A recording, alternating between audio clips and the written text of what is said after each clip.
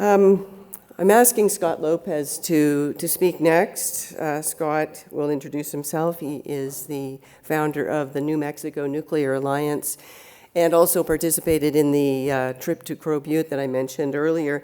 One thing I do want to note, there is a bus in the parking lot. It is the Be Pro, Be Proud bus. It's an initiative to focus our youth on technical trades and technology.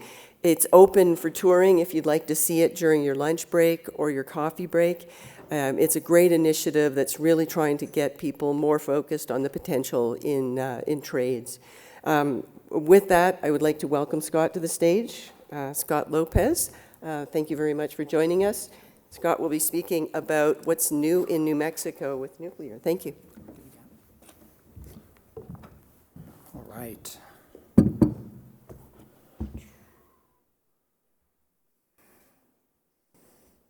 Good morning, everyone. My name is Scott Lopez. I'm the founder and CEO of the New Mexico Nuclear Alliance and a registered lobbyist here in New Mexico. It's great to see so many friends, colleagues, and community and tribal leaders in the audience. I'm a native of northern New Mexico, a graduate of the University of New Mexico, and a Marine Corps veteran. My work focuses on advocacy, education, policy, economic development, and investment to real deployment across the state. I also hold 5 FINRA licenses related to capital formation and securities transactions, which gives me a unique perspective across policy, infrastructure, and capital.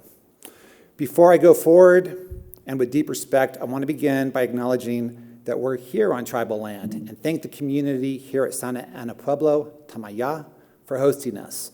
We're grateful for the opportunity to be here. And thank you to the Clean Energy Association of New Mexico, President and Director Janet Lee Sheriff, for hosting this important convening and conference and for bringing this group together. And thank you all for making the trip to New Mexico or here to Tamaya to learn about our nuclear ecosystem. We love showing off our state. There's a lot to talk about. I also want to acknowledge the previous panel. Specifically, if you don't know, Jennifer Hayden, CEO and President of the National Museum of Nuclear Science and History, who moderated that discussion. She's top-notch.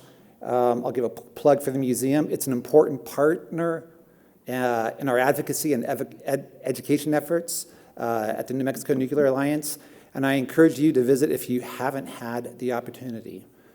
That was a very strong, impactful, and important conversation, grounded in history, perspective of where we've been as a uranium and nuclear state.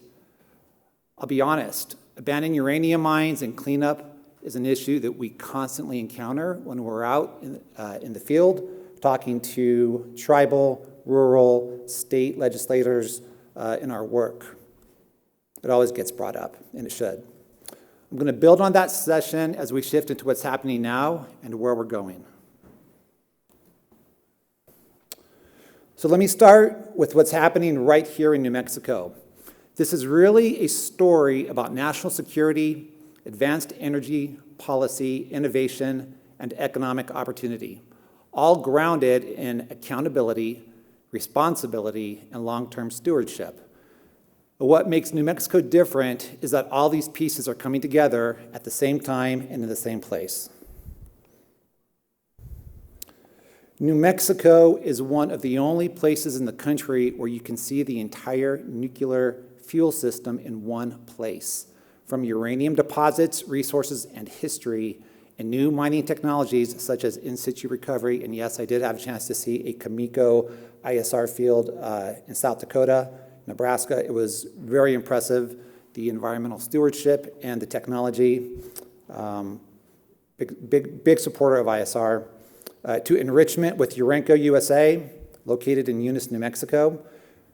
Urenco has been operating in southeast New Mexico since 2010, providing commercial uranium enrichment services for nuclear fuel across the United States, and they are continuing to expand their capabilities, including advanced enrichment to support the next generation of nuclear technologies. You'll hear more about Urenco later today from my good friend, COO Paul Orskelent.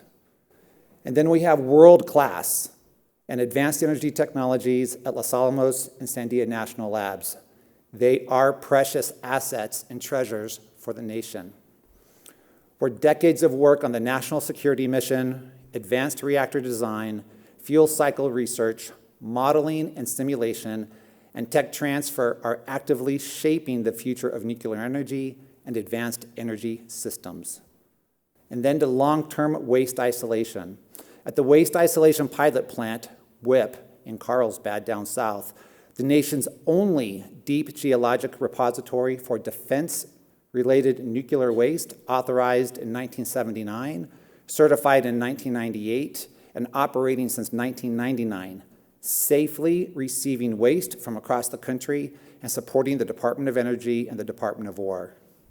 This is a complete ecosystem, all in one place, and it traces back to World War II, the Manhattan Project, and the Trinity test, the first nuclear weapon test right here in southeastern New Mexico. That history matters. It carries both significance, responsibility, and stewardship.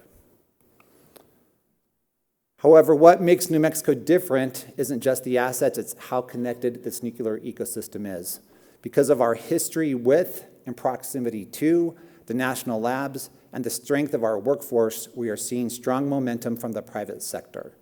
At the same time, our universities, the University of New Mexico with its top-rated nuclear engineering program, New Mexico Tech in Socorro, and New Mexico State University in Las Cruces are developing the next generation of advanced energy talent.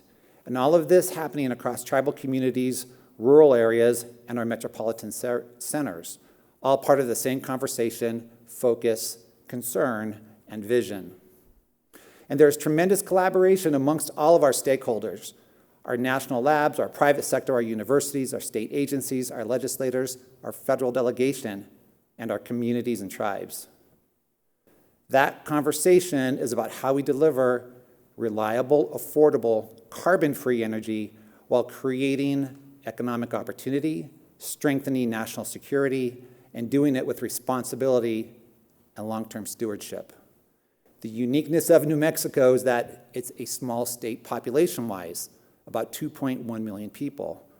We're often just one phone call away from the people we need to get together or bring together to move something forward. Locals sometimes call this place the land of the cousins, and that's definitely an appropriate term. And that means relationships matter here, and it's a small town, so to speak.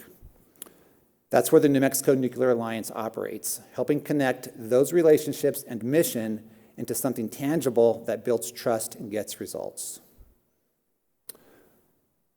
With pride, I can say New Mexico is uniquely positioned to lead.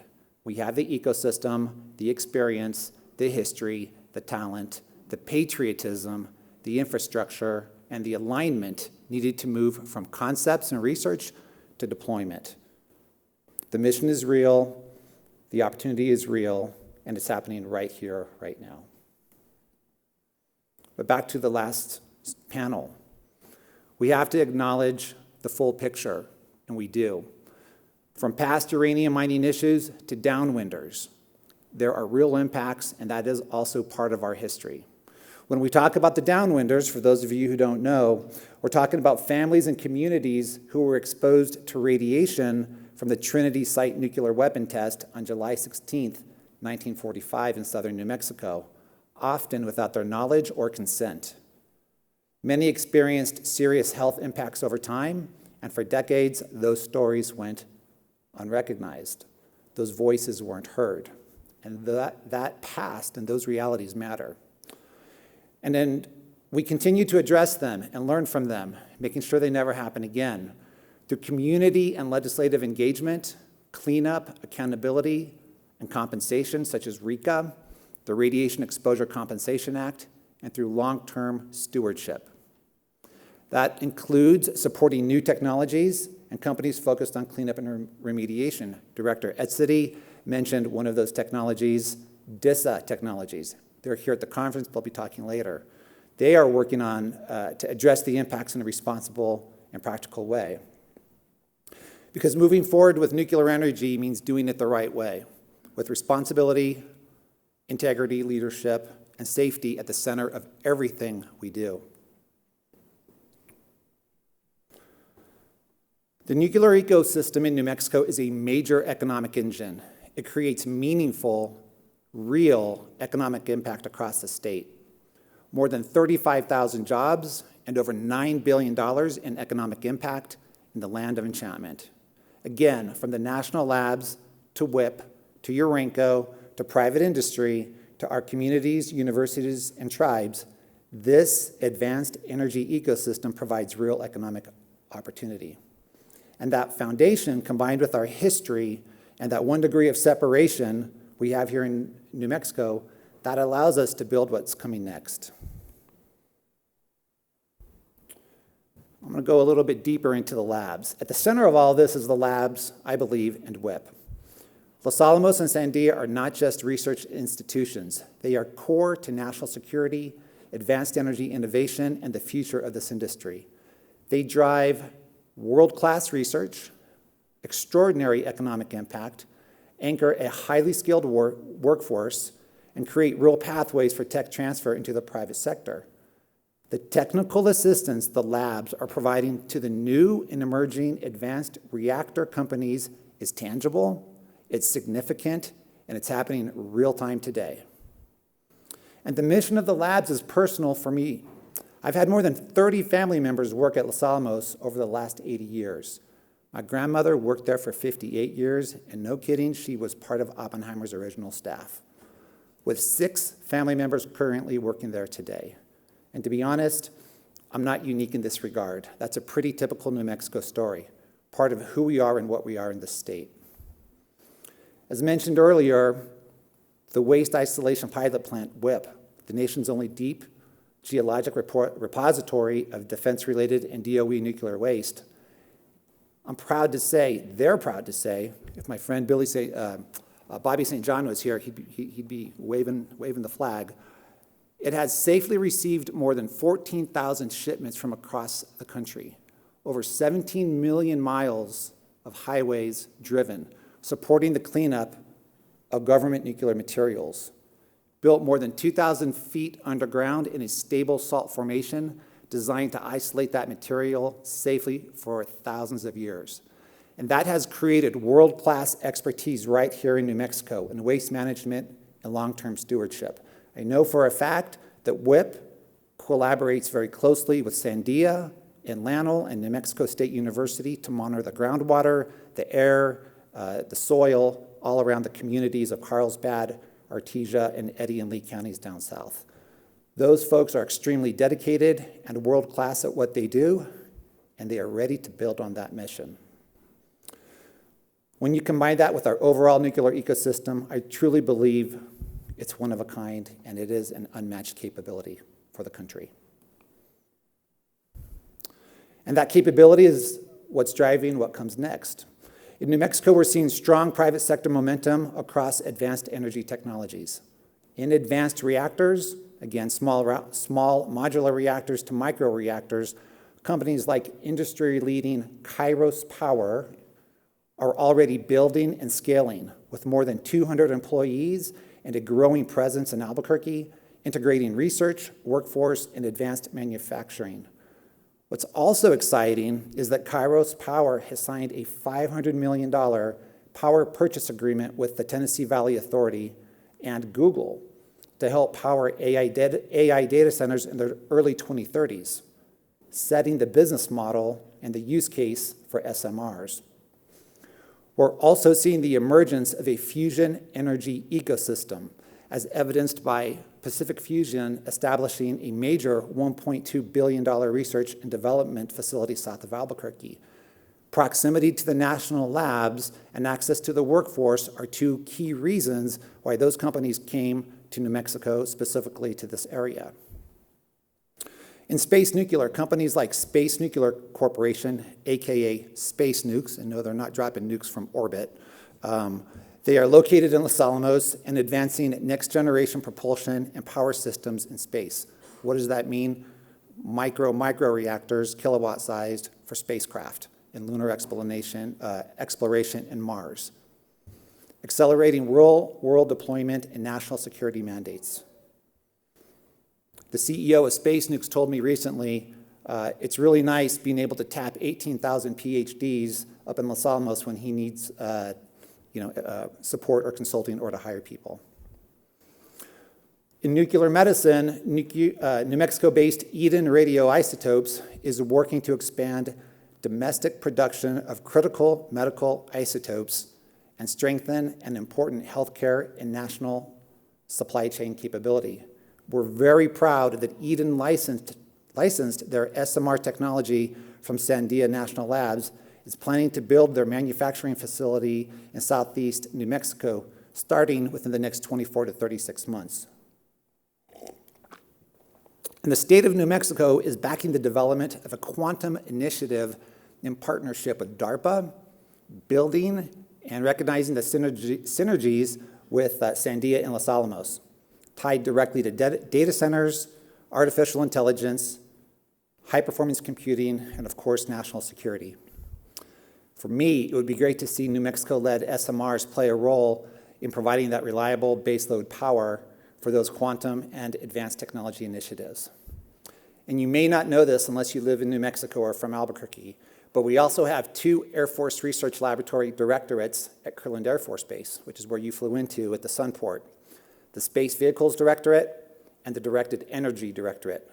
So this is not theoretical, this is happening. And New Mexico is where innovation, collaboration, real assets, infrastructure, and expertise meets world deployment. Why is this accelerating? Like many parts of the country, New Mexico is seeing rising energy demand driven by electrification and carbon-free mandates. Our utilities and rural electric cooperatives are laser focused on meeting that demand, while also planning for data centers, artificial intelligence, and quantum computing. Again, all of which require reliable, high-density power. National security continues to grow, and there's a broader push to bring industrial and advanced manufacturing capacity back into the United States.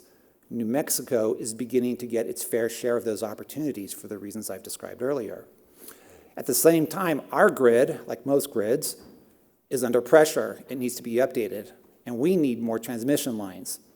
And affordability, reliability, carbon-free baseload are becoming core and central to that conversation. We're also seeing high and growing interest in microgrids for wildfire mitigation, for redundancy of critical infrastructure, for water systems including desalination of brackish and produced water, and from across rural and tribal communities. From the Permian Basin and oil and gas operations to military installations such as White Sands Missile Range to remote communities, the need is practical and immediate. Infrastructure development is key to economic development, and the core pillar is energy. And I believe the decade of the 2030s will be transformational for all communities as SMR deployments become commonplace. We are a strategic energy state. New Mexico is not starting from scratch. Again, we have the infrastructure, the workforce, the natural resources, and the institutional knowledge already in place. We have that history with the national labs, access to federal partnerships, and a growing private sector that's ready to build. We have a state government leaning in on building an advanced energy economy. The New Mexico Environment Department plays a critical role, issuing operating permits to Los Alamos, Sandia, WIP, and mining projects, ensuring that these facilities operate safely and in compliance with state and federal regulations. It was great to hear from David Ennis today from the New Mexico Energy, Mineral, and Natural Resources Department during that last panel, highlighting the state's engagement and leadership through the New Mexico Mining Act and Reclamation Program. And we're also seeing alignment on the capital side. The State Investment Council manages more than $65 billion on behalf of New Mexicans, and that's important because it tells us how capital is being deployed. Since 2022, nearly $700 million has been committed across funds that are actively investing in New Mexico-based companies, particularly in areas like advanced energy, hard science, and technologies connected to our national labs. And that matters because it creates a direct connection between state capital and in-state economic development. It means the companies we're talking about just don't start here. They have a pathway to stay here, scale here, and build here. So this isn't just about innovation. It's about building an environment where projects can be financed, deployed, and grown right here in New Mexico. And because of that, New Mexico isn't just participating in an advanced energy economy, we're helping shape it and lead it. And that's where policy becomes critical. This past 30-day legislative session, we worked on Senate Bill 78, focused on recognizing nuclear energy within a clean energy framework, giving utilities and electric cooperatives the option to include it as part of their carbon-free baseload generation portfolio for future mandated carbon-free requirements. In New Mexico, that's called the Energy Transition Act, and it means that by 2045, our investor-owned utilities need to be 100% carbon-free baseload in the power they produce for our state. Running this bill was significant. Although we did not get out of the Conservation Committee in the Senate, it was a very tight vote, and it marked the first time nuclear energy legislation had been brought forward in New Mexico. And it started an important and intense conversation that we're continuing to build on. We also worked on Senate Memorial 27, focused on awareness and outreach for the Radiation Exposure Compensation Act, again, RECA, and it passed the Senate unanimously with bipartisan support. Making sure New Mexico communities understand and can see and can access available benefits, including $100,000 compensation for eligible downwinders, uranium mining workers, and their families. We estimate there's 20 to 30,000 potential families or applicants for those funds. Very important to get the word out.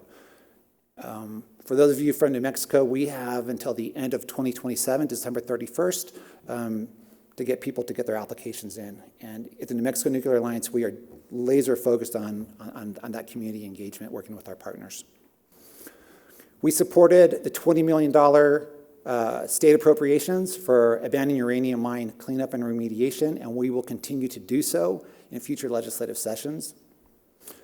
For reference, the New Mexico legislature has dedicated committees focused on these issues, including energy, science and technology, and radioactive and hazardous materials, ensuring these topics are being actively evaluated and discussed.